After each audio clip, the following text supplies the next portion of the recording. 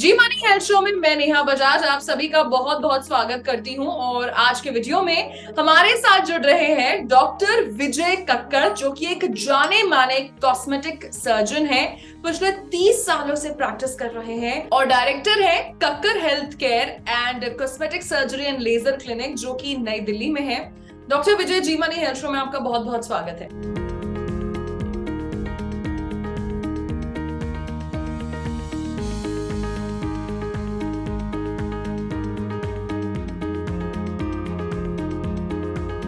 So doctor विजय, एक time था जब फेस सर्जरी, कॉस्मेटिक सर्जरी हम सिर्फ सेलिब्रिटी से एसोसिएट करते थे, क्योंकि एक तो obviously because of the costing structure और इतनी पॉपुलर नहीं थी।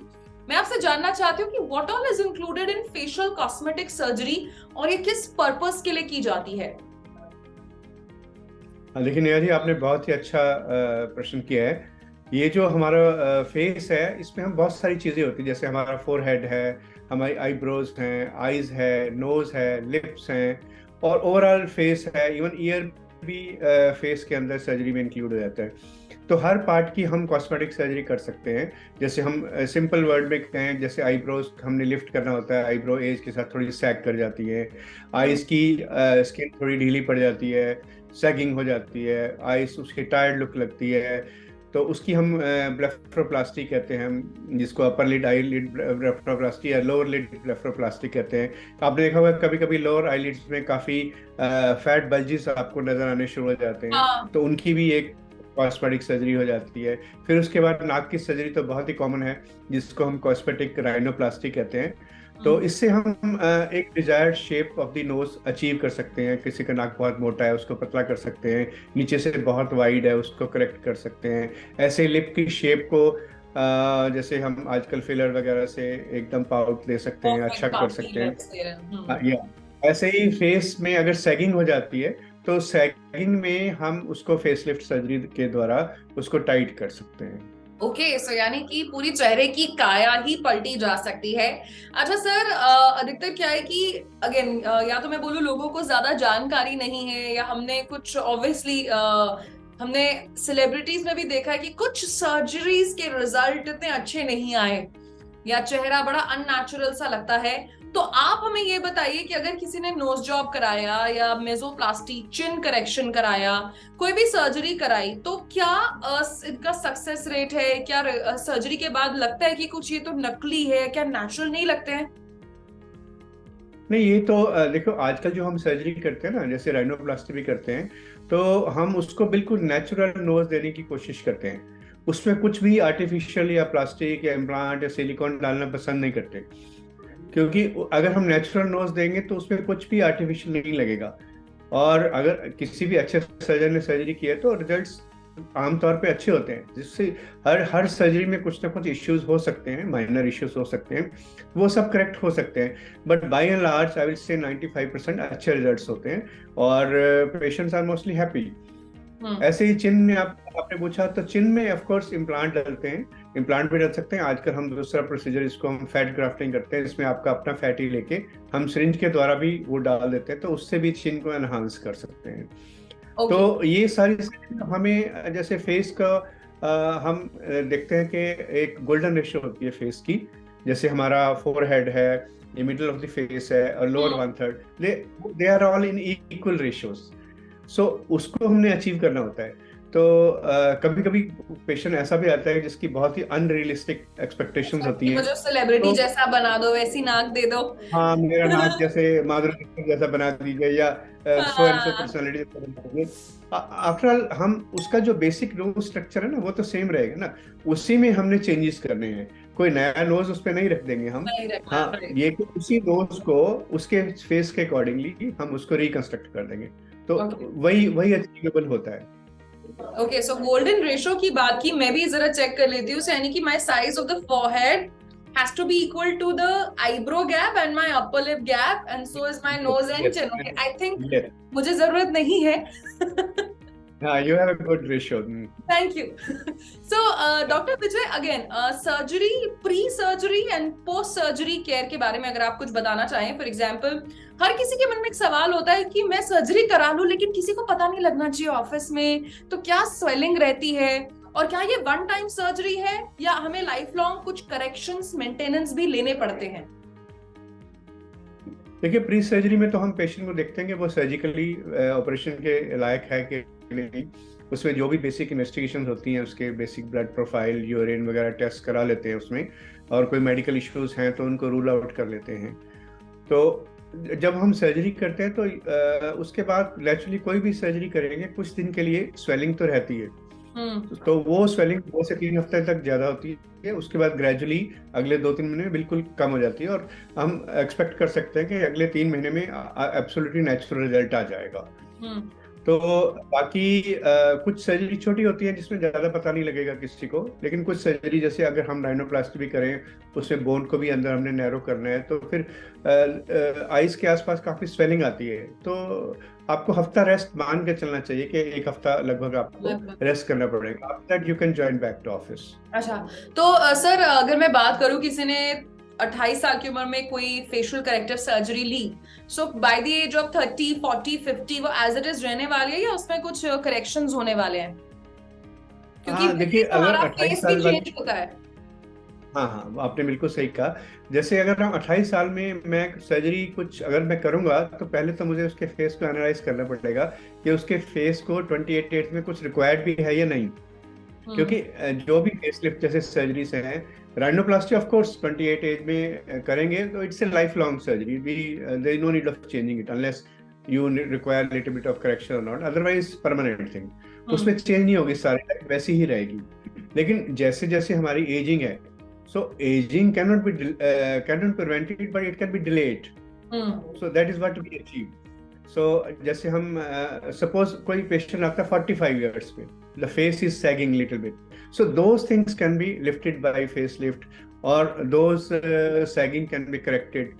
वो सर्जिकली भी हो जाता है, आजकल नॉन सर्जिकली भी हो जाता है। जैसे 28 में कोई हल्का हल्का ब्लेमिश है या कुछ ऐसा है, then we can do with minor correction non surgical with the help thread or some laser or something like that. Okay अच्छा सर, ये तो हमने कॉस्मेटिक पार्ट की बात की। अब मैं बात करने वाली हूँ all the facial reconstructive surgery that is done after Burns. दुर्घटना में या अनफॉर्चुनेटली किसी ऐसे एक्सीडेंट में बहुत लोगों का चेहरा जो है उसकी सिमेट्री खराब हो जाती है, या प्रॉपर आपको पूरी, हम फिल्मों में जैसे देखते थे, प्रॉपर पूरी प्लास्टिक सर्जरी करनी पड़ती थी। तो उसमें आप क्या क्या करते हैं? क्या उसमें पूरा फेस वापस से रिकंस्ट्रक्ट हो जाता है? देखिए, बर्न्स में बहुत ही कॉम्प्लेक्स प्रॉब्लम होती है। जब जो हम नॉर्मल कॉस्मेटिक सर्जरी करते हैं ना, तो वो एक पहले ही चेहरा नॉर्मल है, तो उसको हम we try to achieve super normal thing. लेकिन बर्न में क्या है, सब कुछ डैमेज हो चुका है, सो वो डैमेज को we have to bring the patient towards the normal side. So that is a reconstructive surgery. That is the difference between cosmetic surgery and reconstructive surgery. तो बर्न्स में डिफरेंट एरियाज की different problems होती हैं, so accordingly उनको different angle से treat किया जाता है। बट अनफॉर्चुनेटली बर्न्स में जैसा पिक्चरों में दिखाते हैं कि आपने बिल्कुल क्लीन कर दिया, कोई स्कार नहीं रहा, ऐसा नहीं। So we try as far as normal reconstruction, but कभी भी whenever the burns are there, you can't achieve absolutely normal things. So something is always left. So there is always a scope of correction over those, but we try to be near normal. So that is the thing. So there are different kinds of procedure, like we deformities हो जाएंगी उसमें burns के अंदर, जैसे lip shape खराब हो जाएगी, face खराब हो जाएगा, neck में contracture बन जाएंगे, eyes में contracture बन जाएंगे, तो वो सारा रिलीज करके डिफरेंट प्रोसीजर्स है, जिसमें स्किन ग्राफ्टिंग भी होती है। आजकल दूसरे प्रोसीजर होते हैं जिसको हम टिश्यू एक्सपेंशन कहते हैं। तो टिश्यू एक्सपेंशन में क्या होता है, एक बलून की तरह कुछ हम स्किन के नीचे डाल देते हैं और फिर उन स्किन को एक्सपैंड कर लेते हैं। तो जब हमारे पास एक्सेस स्किन वो आ जाती है, तब उस स्किन को हम ट्रांसफर कर देते हैं, तो ये नॉर्मल की तरह लगभग हो जाता है। तो बहुत वो होता है। But Burns is a complex problem and you need lot of surgeries. एक स्टेज में उससे काम नहीं चलता है, मल्टीपल सेटिंग्स करनी पड़ती है। अल्टीमेटली हमारा एम होता है कि उनको एक नॉर्मल लाइफ दे दें, so that they can socialise again, दोबारा से उस पे जाके रह सकें, उनको किसी बात का डिप्रेशन ना हो, किसी बात का दुख ना हो कि मेरा फेस जल गया था। तो because they are all unfortunate accidents, तो which should not happen, but फिर भी हो जाते हैं इन डेली लाइफ, या तो फिर we try to correct them. Definitely. So चाहे मैं कॉस्मेटिक पर्पस की बात करूं या फिर बर्न्स के बाद रिकंस्ट्रक्टिव सर्जरी की बात करूं, डेफिनेटली कॉस्मेटिक सर्जरी किसी वरदान से कम नहीं है। एंड डॉक्टर विजय, अब अगर मैं ये बात करूं कि आपने किसी के ऊपर फेस सर्जरी की and if somebody is not happy with the results, because जैसे आपने बोला स्काई रॉकेटिंग एक्सपेक्टेशंस हैं, और if something goes wrong during the procedure, तो उसके बाद जो सेकेंड करेक्टिव सर्जरी है उसमें कितना टाइम लगता है? क्या आप इमीडिएटली करेक्शन करते हैं? हाँ, जैसे मान लो मैंने एक राइनोप्लास्टी की and patient is not happy with the rhinoplasty results, तो we should give at least 6 months of time so that swelling welling सब कम हो जाए, तो उसके बाद फिर उसको करेक्शन करना चाहिए। So if I start correcting in the beginning there is lot of swelling, patient may not be happy, but gradually swelling will go. But अगर मैं चाहूँ कि 15 दिन बाद फिर से मैं कुछ करना शुरू कर दूं, तो रिजल्ट्स हमेशा खराब ही होंगे, क्योंकि वो जब तक इतनी स्वेलिंग है we will not be able to analyse कि उसको कितना कम करना है, कितना ऐड करना है। तो वो सब चीजें जो है ना, see cosmetic surgery, plastic surgery is absolutely mathematical thing, सब कुछ मेजर होता है, हर चीज की एक रेशियो होती है, सेंटीमीटर में, मिलीमीटर में। तो उसके अकॉर्डिंग में चलना पड़ता है।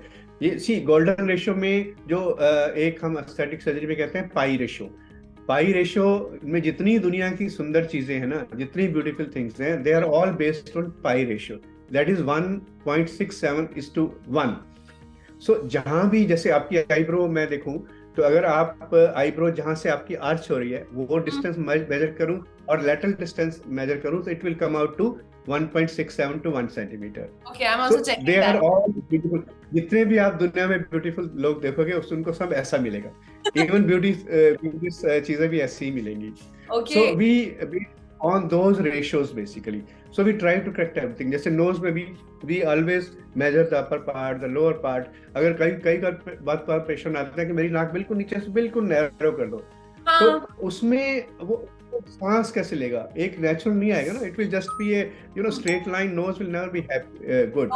सो those things should be there. Then there are certain patients who are more obsessive about the things, and we should avoid surgeries on those patients who are very obsessive about these surgeries. Say they will come after every month or so for some or the other surgery. That's a kind of actually little mental issue or psychiatric issues, so we should avoid surgeries in those cases. Okay, so doctor Vijay, thank you so much, आपने अपने busy schedule से हमारे लिए कीमती वक्त निकाला और जी money health show में आप हमारे साथ जुड़े। ओके, थैंक यू जी मनी for this nice video, thank you. So ये थे डॉक्टर विजय जिन्होंने आज हमें फेस सर्जरी के बारे में बताया। अगेन बेन और अ बून, ये तो हमें डिसाइड करना है। अगर आप अपने फेस के एक फीचर से ना खुश हैं, आप सर्जरी कराते हैं, किसी दुर्घटना में अगर फेस जल गया है या फेस रिकंस्ट्रक्टिव सर्जरी है, वो भी एक बात है। लेकिन हाँ, डॉक्टर साहब ने आज एक बात बड़ी अच्छी की कि सर्जरी को ऑब्सेशन ना बनने दे, परफेक्शन के पीछे ना भागेंगे, ना सोचे कि पूरे चेहरे की काया पलट दे, बिकॉज ये भी सही नहीं है। एंड डेफिनेटली बहुत अच्छा लगा आज उनसे बात करके। ऑन दैट नोट, मैं नेहा बजाज अब आपसे लेती हूँ इजाजत। मिलेंगे जी मनी हेल्थ शो के एक नए वीडियो में एक नए सुपर स्पेशलिस्ट के साथ। तब तक के लिए आप देखते रहिए जी मनी हेल्थ शो, अच्छी सेहत हमारा वादा।